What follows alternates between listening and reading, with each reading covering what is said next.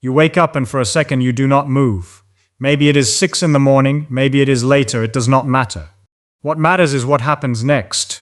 Because in the next few minutes, your body is going to ask you for something it has been missing for 8 hours straight, and almost nobody gives it what it actually needs. You reach for your phone, or you reach for coffee, or you reach for nothing at all and just stumble to the bathroom. But there is a question sitting underneath all of that, a question most people never think to ask, which is this: what does your body actually run on? And the answer is not caffeine, it is not sugar, it is something much simpler, something you probably have sitting in your kitchen cabinet right now, and by the end of this video you are going to understand exactly why. Before I go further, if this kind of evidence-based breakdown is useful to you, this is exactly the kind of thing we do here on Smart Psychology, so consider staying with me for the next few minutes. It is going to change how you think about your entire morning. I want to be upfront about something, because there is a version of this topic that has been completely ruined by wellness influencers. The version where someone tells you to add a pinch of pink Himalayan salt to your water because it is trendy, because it looks good on camera, because some celebrity does it, and they never explain why, they just tell you to trust them. I find that kind of content genuinely frustrating, because the actual physiology behind why your body needs sodium first thing in the morning is fascinating on its own. It does not need to be dressed up with mysticism or marketing. What I want to do today is walk you through what is actually happening inside your bloodstream, your kidneys, your adrenal glands, and your nervous system while you sleep, and why the first thing you drink can either support that system or work directly against it. Once you understand the mechanism, the advice stops sounding like a trend and starts sounding like basic biology, and that is the kind of understanding that actually sticks with you. So let us start with what happens to your body overnight, because this is the part almost nobody talks about. While you sleep, you are not just resting, you are losing fluid continuously, through breathing, through skin, through basic metabolic processes that never stop, even while you are unconscious. Estimates from sleep physiology research put overnight fluid loss somewhere between half a liter and a full liter every single night, without exception.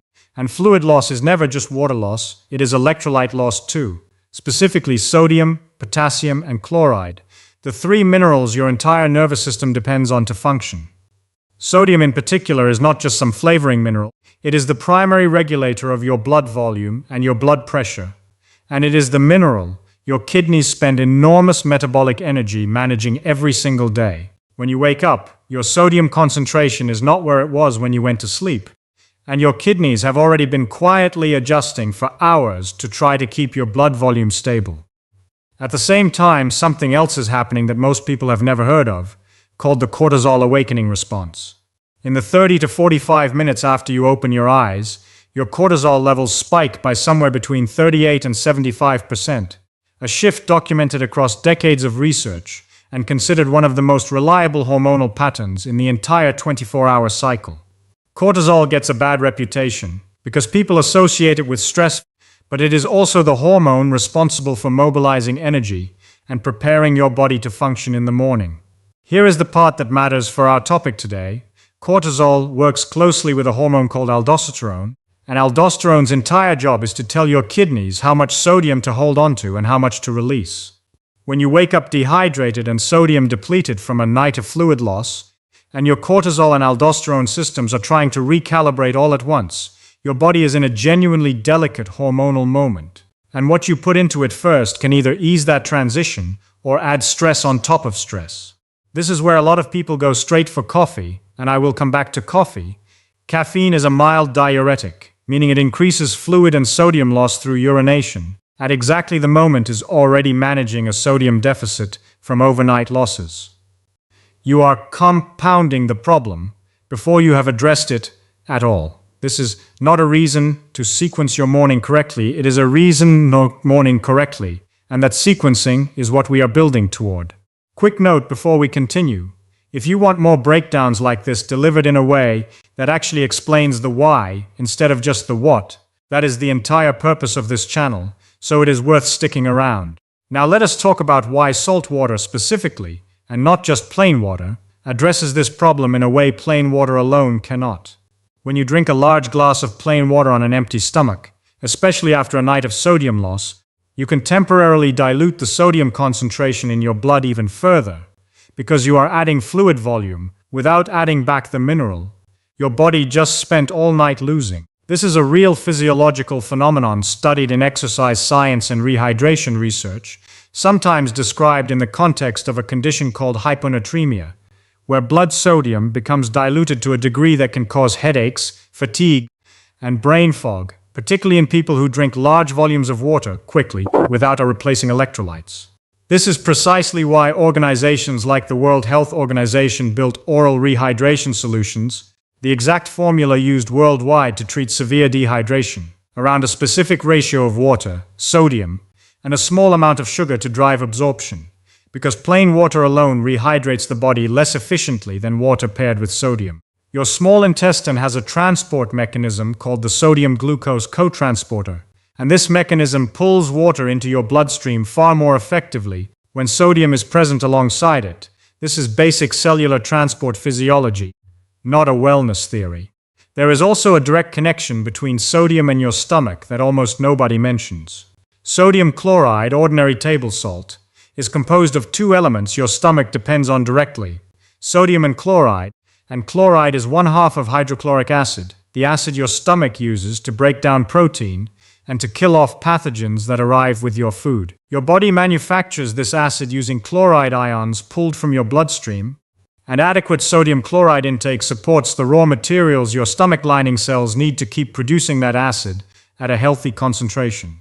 This does not mean pouring salt directly onto an already sensitive stomach is wise. Timing and dilution matter enormously, which we will get to. But the biochemical relationship between salt intake and stomach acid production is well established in digestive physiology. It is not a stretch or a wellness myth.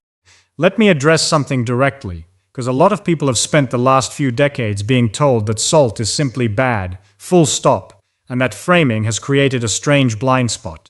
The advice to reduce sodium intake came primarily from research on processed food consumption, where the average person was consuming enormous amounts of hidden sodium through packaged and restaurant food, often 2 to 3 times more than the body needs, and that genuinely does contribute to high blood pressure in sodium-sensitive individuals. But that population-level warning about processed food sodium got flattened into a blanket message that all sodium is dangerous, and that flattening ignored something important, which is that sodium is not optional for human physiology. It is an essential mineral. Your nerves cannot fire without it, your muscles cannot contract without it, and your blood volume cannot be regulated without it. The actual research on sodium and health outcomes is more nuanced than the public health messaging suggests, with some large population studies, including analysis published in The Lancet from the PURE study involving over 9,000 participants across multiple countries, suggesting that the relationship between sodium intake and cardiovascular risk follows something closer to a J-shaped curve, where both very low and very high sodium intake are associated with increased risk, and moderate intake sits in the safest range. This is a genuinely contested area of nutrition science, and I am not telling you to disregard your doctor, especially if you have hypertension, kidney disease, or heart failure, because sodium management in those conditions is medically serious. What I am telling you is that for a generally healthy adult, a small amount of quality salt dissolved in water, first thing in the morning, is not the reckless act it has been made out to be. It is closer to correcting a genuine overnight deficit. So what does this actually look like in practice? Take a glass of warm or room temperature water, roughly 300 to 500 milliliters, and dissolve in it a quarter teaspoon of good quality salt. Sea salt or Himalayan salt both work fine, because the trace mineral differences between them are nutritionally minor. What matters is the sodium chloride itself. Drink this before coffee, before food, ideally within the first 15 to 20 minutes of waking, while your body is still in that overnight sodium deficit and your cortisol awakening response is ramping up. This is not about replacing water entirely with salt water all day.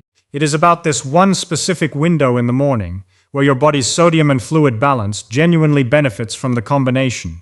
Some people prepare what is sometimes called sol water, a fully saturated salt water solution kept in a jar, using only a teaspoon of that concentrated mixture, diluted into a full glass of water each morning, which achieves a similar effect with more consistency and concentration. Either approach works. What matters is the principle, sodium and water together,